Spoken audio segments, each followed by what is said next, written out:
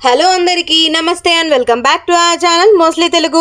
Big Boss season 8 లో వచ్చేసి ఈ వారం టాస్క్ లో మొత్తం మామూలుగా లేదు కదా.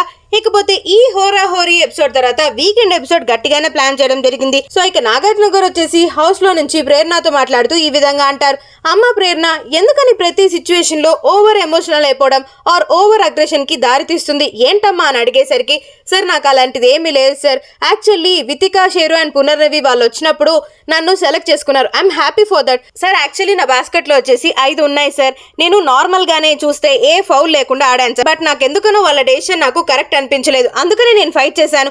కానీ తను వచ్చేసి నాకు ఎక్స్ప్లెనేషన్ ఇచ్చేటప్పుడు నేను రెడీగా లేను సార్. ఎందుకంటే ఆల్రెడీ వాళ్ళు డిసైడ్ అయిపోయారు. నాకు బ్లాక్ బ్యాచ్ కూడా ఇచ్చేశారు. మరి అంతదానికి ఎందుకు మాట్లాడడం అనేసి నేనే సైలెంట్ గా ఉన్నాను. బట్ అందరికీ తెలియాలని మళ్ళీ చెప్తున్నా sir. As a human being నేను మళ్ళీ పునర్నవి వెళ్ళేటప్పుడు బాయ్ అయితే చెప్పాను సార్. బట్ ఆ ఇష్యూలో నాకు మాట్లాడడం నచ్చలేదు అన్నట్లుగా ఈ విధంగా ప్రేరణ వచ్చేసి నాగార్జున గారికి చెప్పుకుంటుందన్నమాట.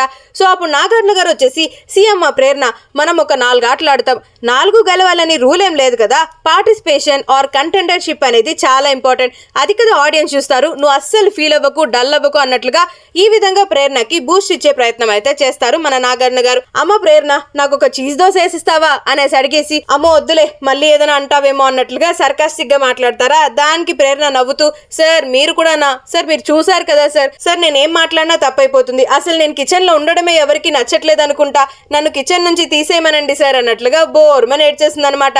సో దానికి నాగార్జున గారు వచ్చేసి, be happy for what you are doing అమ్మా. ఇంతమందికి అంత స్ట్రెస్ఫుల్ సిచ్యువేషన్స్ లో కూడా గేమ్స్ ఆడుతూ అండ్ అలానే నీ వర్క్ నువ్వు చేసుకుంటూ కూడా వంట చేస్తున్నావు చూడు, hats off to your patience అమ్మా. ప్రతి ఒక్కరికి చెప్తున్నా, వంట చేసే వాళ్ళని అది ఎలా ఉన్నా ఏం చేసినా కూడా కొంచెం పేషెన్స్తో మనమే ఉండాలి. ఎందుకంటే వాళ్ళకి పేషెన్స్ ఉండకపోవచ్చు, ప్రతిసారి వాళ్ళు అన్ని పట్టించుకోవాలని లేదు కదా అన్నట్లుగా ఈ ఇష్యూలో ప్రేరణకి సపోర్ట్ చేస్తూ రోహిణిని అండ్ టేస్టీ తేజాని తప్పు పట్టే ప్రయత్నం చేశారు మన నాగమామ.